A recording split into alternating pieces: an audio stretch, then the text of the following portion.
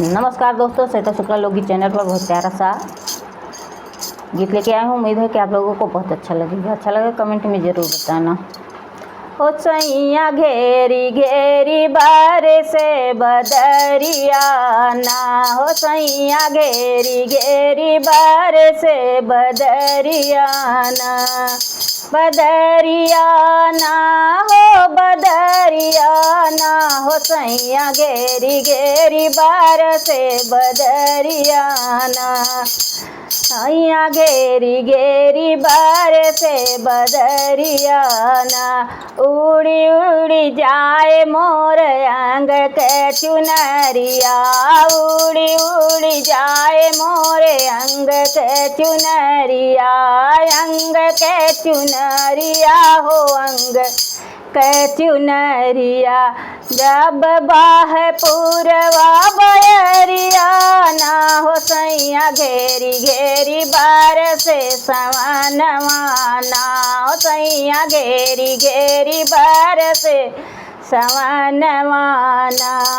सवनवा ना हो बदरिया ना, सैया घेरी घेरी बार से बदरिया ना, माथवा के टीका भीगे मागी कैसे दूरवा, माथवा के टीका भीगे मागी के कैसे दूरवा, मागी कैसे दूरवा हो मागी कैसे दूरवा, अरे भीजत दुइनो नयन के कजरवा ना, सैया घेरी घेरी बार से बदरिया ना,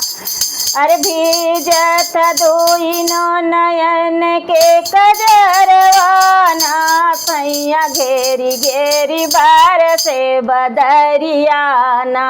सैया घेरी घेरी बार से सवनवा ना,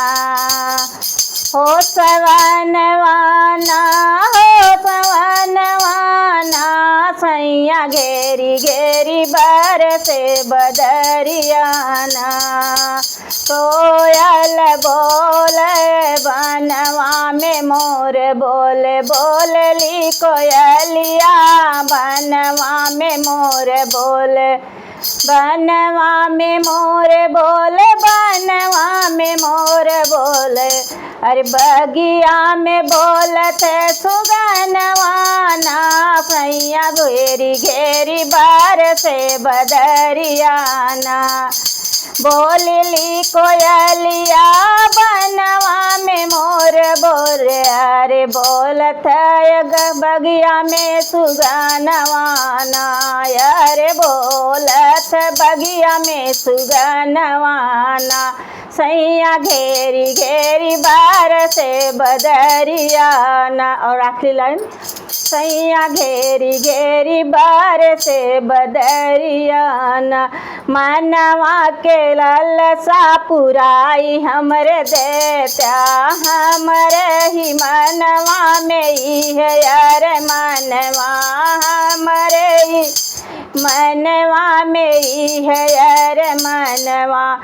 अरे हम के झुलाई दा झुलनवा ना, सैया घेरी घेरी बार से बदरिया ना, हो सैया घेरी घेरी बार से बदरिया ना।